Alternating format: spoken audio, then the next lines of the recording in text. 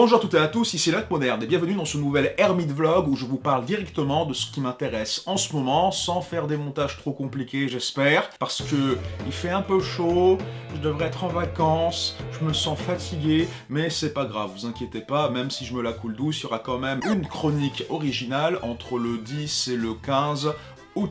Et si je suis là avec ma djellaba, ne prenons pas de vacances comme les vrais gars, c'est pour vous parler de quelque chose d'important, de deux choses importantes même. Deux films d'animation japonaise que vous devez absolument soutenir en salle si vous vous prétendez être fan d'animation japonaise, voire même d'animation tout court. Les deux films d'animation dont j'aimerais vous parler, ce sont Les Enfants de la Mer, qui est sorti il y a 2-3 semaines maintenant en salle, et Promare, qui devrait sortir le mercredi 31 juillet. C'est génial, on est en train de vivre une année fantastique pour l'animation japonaise, d'avoir ces deux films-là dans quasiment le même mois qui s'enchaînent, c'est fantastique. Là, vraiment, l'été est splendide. Ce sont deux films qui ont fait sensation lors du festival de l'animation de Annecy. Annecy, c'est vraiment un peu la Mecque de l'animation. Les Enfants de la Mer et Promare, ce sont deux films radicalement différents dans leur façon de présenter la beauté. De l'autre côté, tu as Les Enfants de la Mer, un projet extrêmement artistique et chiadé qui a été fait en se basant sur un manga du même nom, c'est une adaptation de manga, qui est un manga qui est déjà extrêmement impressionnant sur le plan technique, avec des dessins absolument sublimes. Il y a vraiment des cases incroyables dans cette BD, et imaginez ce que ça donne en train de bouger à l'écran. Je pense que c'est un des plus beaux films d'animation que j'ai vu, et je pèse mes mots quand je dis ça. C'est d'une beauté époustouflante, émouvante, et complètement à couper le souffle en fait.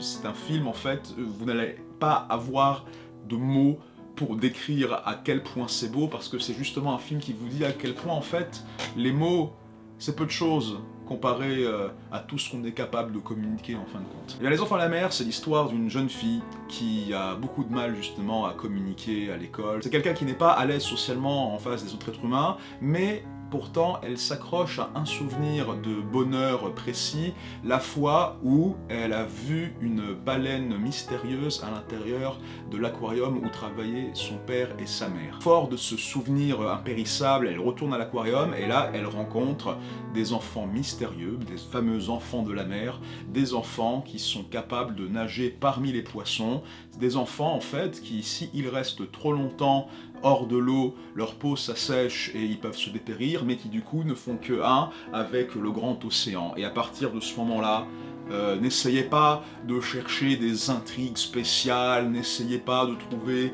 des twists et des développements et des rebondissements et un système classique d'arc avec un...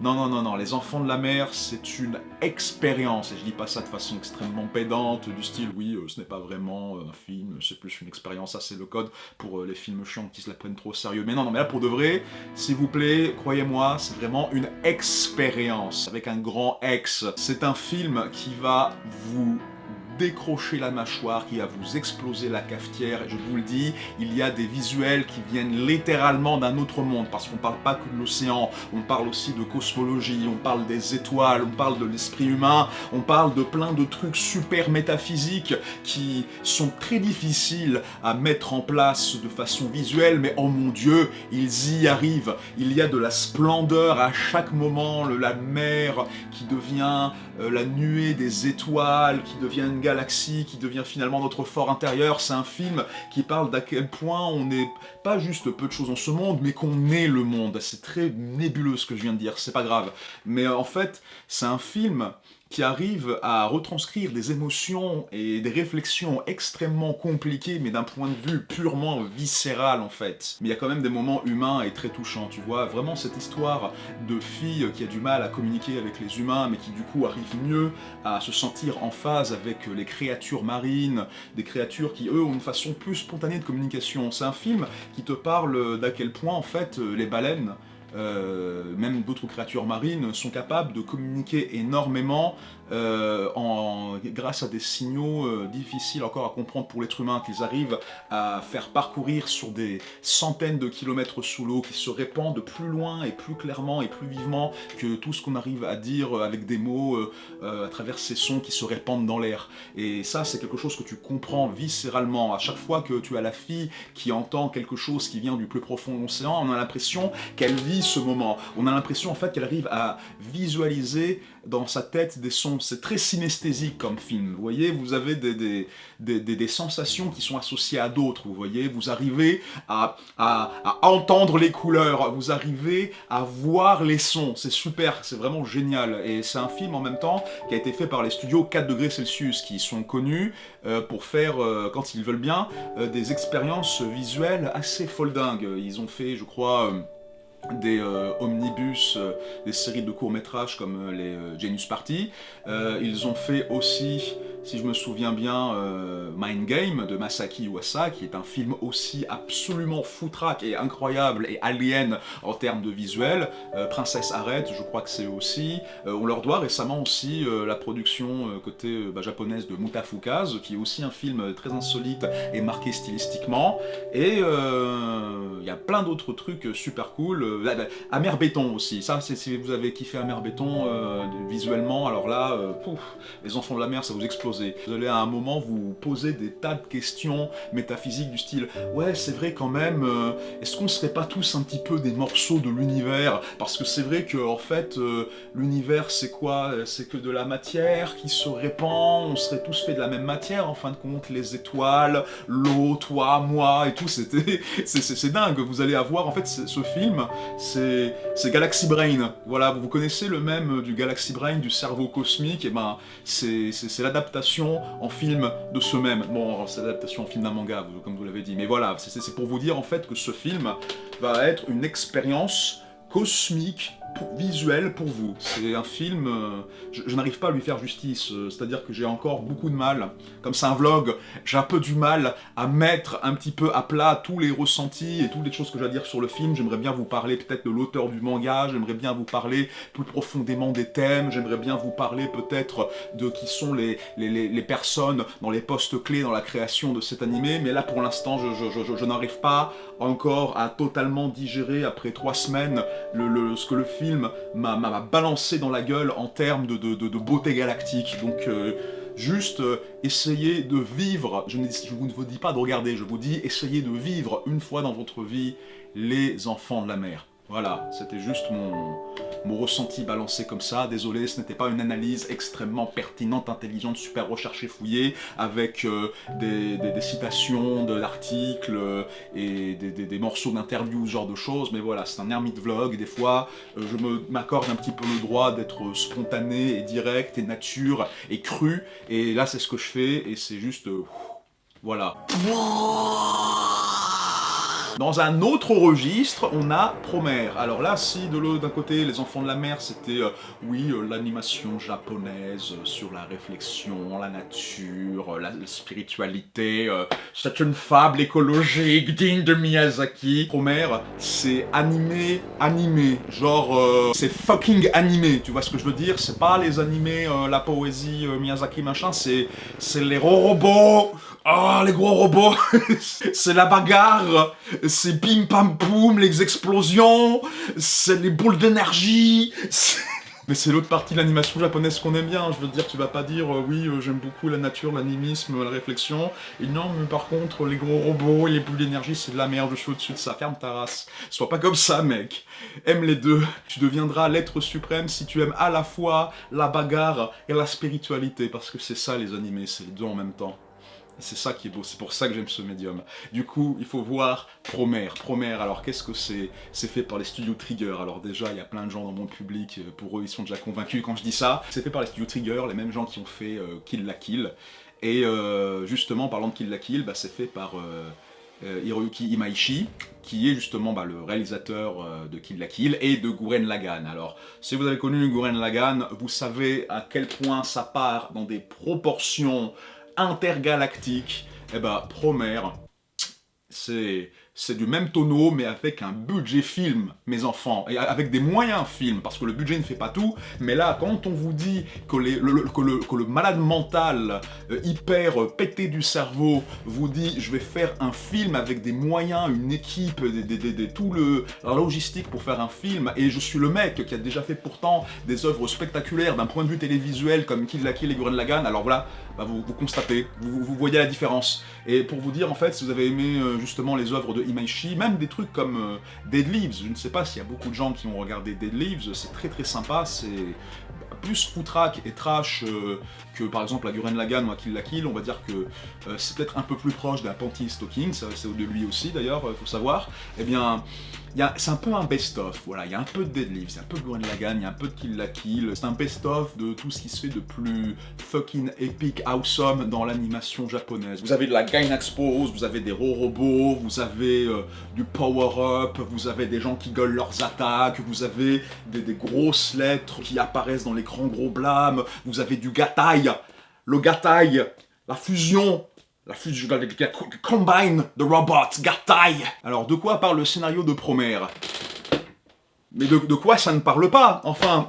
Vous avez une scène d'intro qui est géniale, qui est en à peu près noir et blanc, sépia. Vous avez des gens stressés de la vie, un mec dans sa bagnole, une femme qui se fait maltraiter, un mec dans le métro qui commence à bouillir dans sa tête. Et là, vous avez des espèces de triangles violet, rose fluo, un petit peu vaporwave, un petit peu future funk, si vous voyez un peu l'esthétique que ça a, qui commence à sortir du sol et à rentrer en eux, et là, bouche, les flammes. Il y a une race de gens stressés de la tête qui sont capables de créer des flammes triangles qui s'appellent les Burnish, qui apparaissent sur Terre et qui foutent le gros incendie dans le monde. Et si vous allez me dire ça ressemble à Fire Force, oui, ça ressemble beaucoup à Fire Force, mais c'est une grosse coïncidence. Le projet était en développement depuis 2013, des pompiers super équipés, super héros, c'est pas nouveau. Vous pouvez même remonter encore jusqu'à Burning Rangers sur Sega Saturn, voilà. Et donc, qu'est-ce qu'on fait quand il y a une nouvelle catégorie d'humains capables d'invoquer des méga flammes de l'enfer? Eh ben, on met en place une nouvelle équipe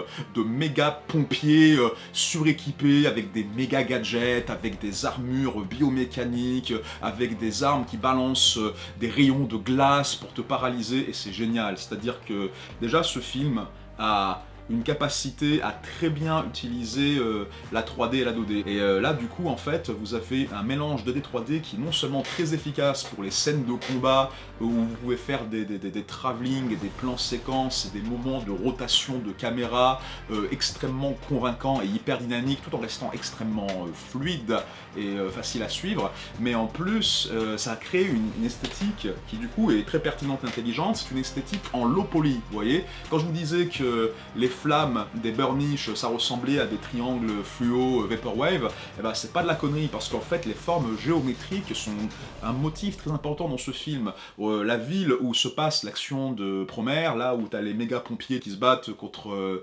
les pyromanciens que sont les Burnish, et ben c'est un environnement qui est très carré, qui est très justement, on va dire, ciselé, comme, on va dire, une version HD d'assets 3D de jeux PS1. C'est du low poly, quoi. C'est quand tu as un élément 3D avec peu de polygones. Du coup, on remarque les arêtes, on remarque la face comme c'était fait composé de plusieurs pyramides et cubes que tu empiles et que tu colles les uns sur les autres, mais pourtant ça crée une esthétique qui est léchée. Ça me rappelle peut-être un petit peu un côté, on va dire, jeu vidéo 3D en cel shading qu'on avait sur Dreamcast, mais avec quand même des belles textures pétantes et extrêmement colorées et vraiment très marquant. Et c'est beau, ça fait pas cheap, ça fait vraiment une esthétique viable et qui fonctionne, et tout est triangle et cubique, et c'est ça qui est très intéressant. Les flammes sont vraiment des triangles bien aigus, bien faits, et chaque triangle en fait permet du coup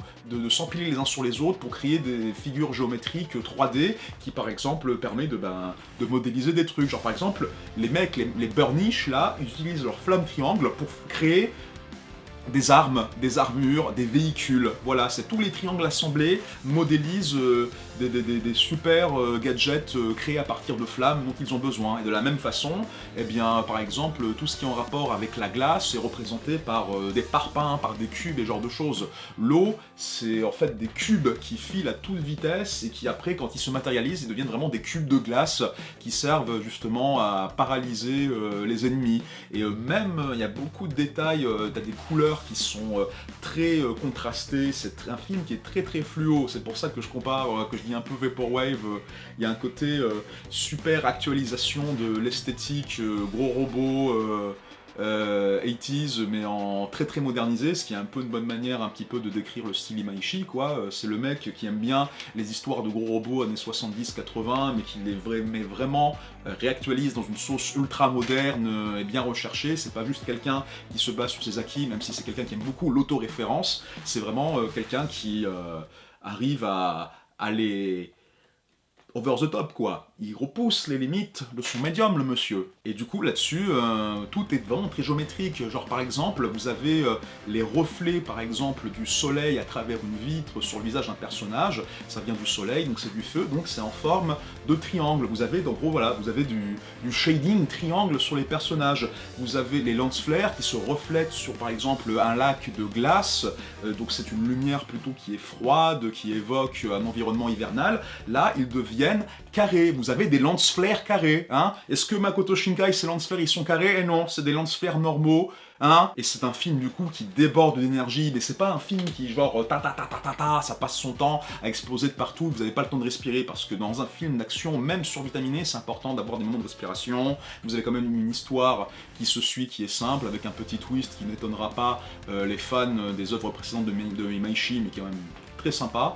Vous avez en fait l'impression de voir un animé de 13 ou 26 épisodes, mais concentré en 1h30, 2h, et pourtant ça donne pas l'impression que c'est rushé, ça donne l'impression que c'est très rapide, mais on comprend les enjeux, on comprend les personnages, on comprend ce qui se passe. Si je peux peut-être lui donner aussi un défaut, c'est peut-être qu'il se repose beaucoup sur la connaissance précédente de ses spectateurs en termes d'animation japonaise. Donc clairement, il vaut mieux avoir déjà un petit passif en termes d'animé pour pleinement apprécier ce film, mais je pense que quelqu'un qui a commencé il n'y a pas très longtemps et qui veut juste voir un truc foutraque esthétique avec des gens super balèzes qui se tapent dessus, je pense qu'à mon avis, ça peut être une bonne porte d'entrée pour encore plus de belles choses. Encore une fois, c'est un best-of de Imaishi, donc de la même façon que si vous avez déjà vu des œuvres comme du même réalisateur, vous allez encore plus apprécier ce film, peut-être qu'en regardant Promare, ça vous donnera envie de découvrir le reste et de vous dire « Ah, d'accord, je vois la corrélation entre Promare et Kill la Kill, ou entre Promare et Gurren Lagann. » Ça peut être intéressant, c'est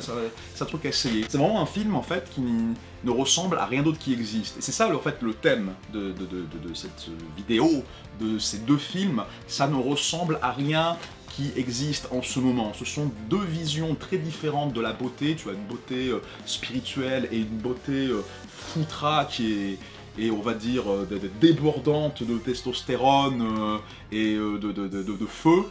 Et de l'autre côté, tu as quelque chose justement au contraire de plus aquatique, de plus éthéré, de plus céleste, vous voyez. Et pour moi, je suis content de me dire, c'est cool, j'aime deux visions de la beauté dans l'animation japonaise que beaucoup de gens aimeraient, on va dire, confronter, mais qui pourtant peuvent parfaitement exister en parallèle, voire même en même temps.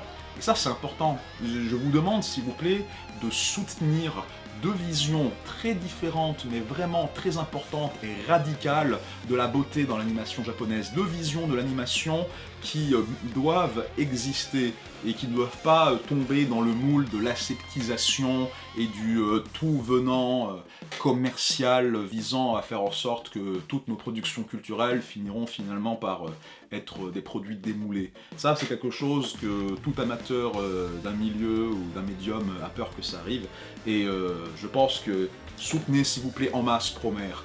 Si c'est encore dans vos salles, venez soutenir en masse les Enfants de la Mer. Je vous mets en lien dans la description donc les horaires, dans quelle ville ça se passe, et comment faire pour soutenir le film sur le long terme et faire en sorte que ça sorte dans plus de salles, même 1 semaine, 2 semaines, 3 semaines après sa sortie initiale. J'ai mis tout dans la description, mais il faut vraiment soutenir ces films, et je vous en serais vraiment reconnaissant. J'aurais l'impression de servir à quelque chose en tant que créateur sur internet si j'arrive à faire venir une cinquantaine, une centaine de personnes dans ces films. Donc si on peut aller encore plus loin, ce serait vraiment génial. Voilà, Les Enfants de la Mer, Promare, Bam dans ta mère, c'est trop beau sa mère. C'est super. Voilà, c'était mon vlog.